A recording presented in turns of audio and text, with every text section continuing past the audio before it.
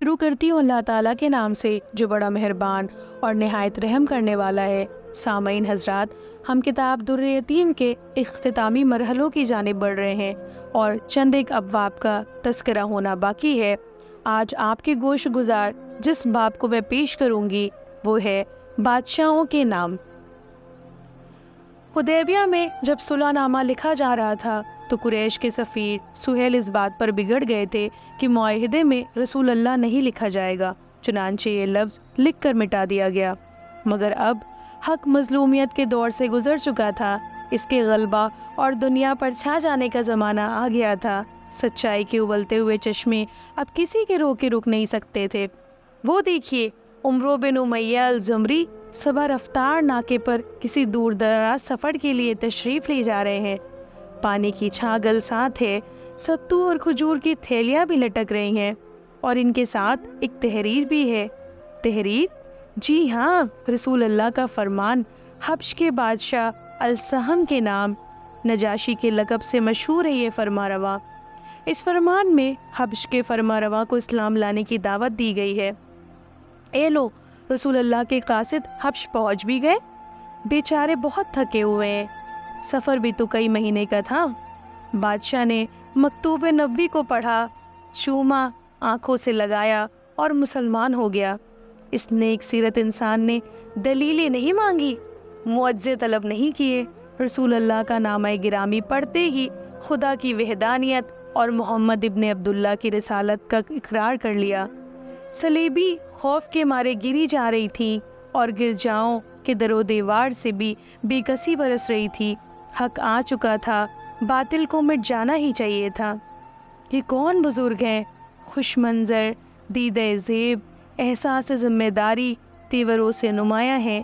یہ علا بن الحضرمی ہیں، منظر شاہ بحرین کے پاس اسلام کی دعوت لے کر جا رہے ہیں۔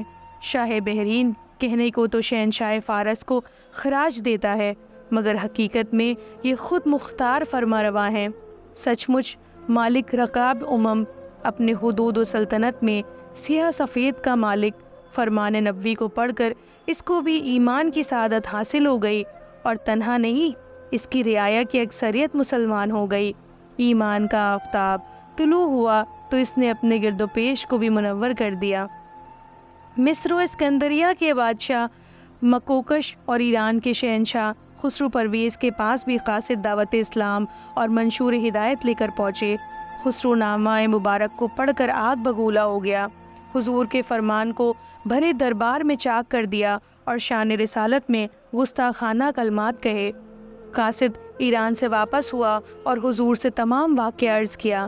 حضور نے اس پر فرمایا، اس نے خود اپنی قوم کا منشور سلطنت پارا پارا کر دیا۔ یہ کوئی قصہ کہانی ہے کہ بات آئی گئی ہو گئی، لفظوں کا حقیقت سے کوئی ربط ہی نہ ہو۔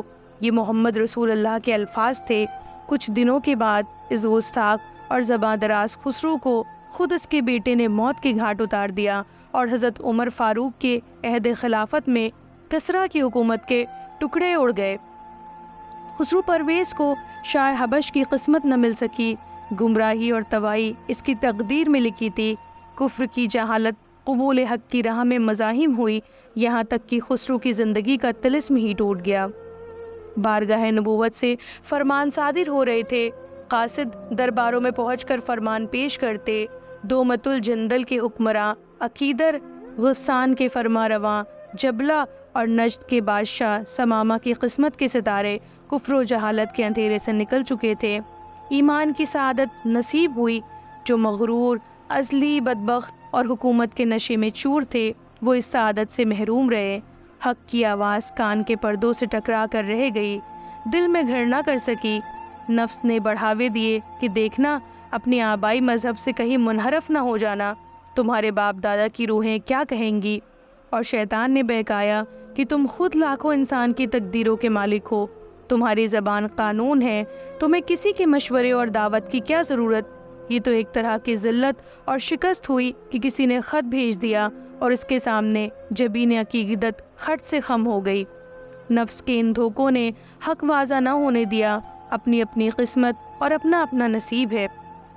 یہ کون ہے؟ یہ یمن و طائف کے سرحدی علاقے کا حکمراں ہے۔ نام ہے ذوالقلع اور حمیر کے شاہی خاندان کا چشم و چراغ ہے، اس لیے ذوالقلع حمیری کے نام سے مشہور ہے۔ اس کا دربار حریر و دیبا کے پردے، ایرانی قالین، ہاتھی دانت کے بنے ہوئے دروازے، سنہری روپیلی منبت کاری، جڑاؤ اور قیمتی تخت درباری تو بڑی رتبے کے ہوتے ہیں۔ شاگرد پیشہ نوکر چاکر اور غلام ایسی بھڑکیلی وردیاں پہنے ہیں کہ دیکھنے والوں کی آنکھیں خیرہ ہوئی جاتی ہیں۔ چاندی کی انگیٹھیوں میں عود و عنبر سلگ رہا ہے۔ ہمارے خداوند نزول و جلال فرمانے والے ہیں، بندے جبین نیاز جھکانے کے لیے تیار ہو جائیں۔ چوبدار نے کڑک کر کہا۔ اس کی آواز میں کافی رعب تھا، جیسے بادل گرج رہا ہے۔ اتنے میں ذوالقلع آیا، سر پر تاج جگمگاتا ہوا۔ یمن کے خوبصورت چھوکرے اس کے ابا کے دامن سونے کے طباقوں میں اٹھائے ہوئے، اس کے آتے ہی تمام درباری سجدے میں گر گئے۔ ذوالقلع مسکرایا۔ اگر وہ ہنس دیتا تو خدا کی شان کے منافی تھا۔ اس کا حکم تھا کہ لوگ اسے خدا کہہ کر مخاطب کرے۔ بادشاہ سلامت، جہاں پناہ، غریب پرور، یہ سب فرسودہ اور ایرانی اصطلاحیں ہیں۔ طائف و یمن کے اسی خداوند کے پاس رسول اللہ کا فرمان پہنچا اور خدا کی شان کی نامہ مبارک پڑھتے ہی سچائی کھل کر سامنے آ گئی۔ وہ مسلمان ہو گیا اور اسلام لانے کے بعد خدا ترسی اور ایثار کا اس قدر جذبہ ہوا کہ ایک دن میں 10-20 نہیں 18,000 غلام آزاد کیے گئے۔ مسلمان ہونے کے بعد چند سال بادشاہت میں گزرے، مگر خدا ترس کی راہ میں ملوکیت کو بھی سنگ گرا پایا۔ راج پاٹ کو لات مار کر اور عیش و آرام کو تج کر مدینہ منورہ میں آ کر اقامت اختیار کر لی۔ ناز و نعمت کا پلا ہوا اور عیش و عشرت کے گہوارے میں جھولا ہوا۔ اب موٹا جھوٹا کھاتا پہنتا اور زیادہ وقت خدا کی عبادت میں گزارتا۔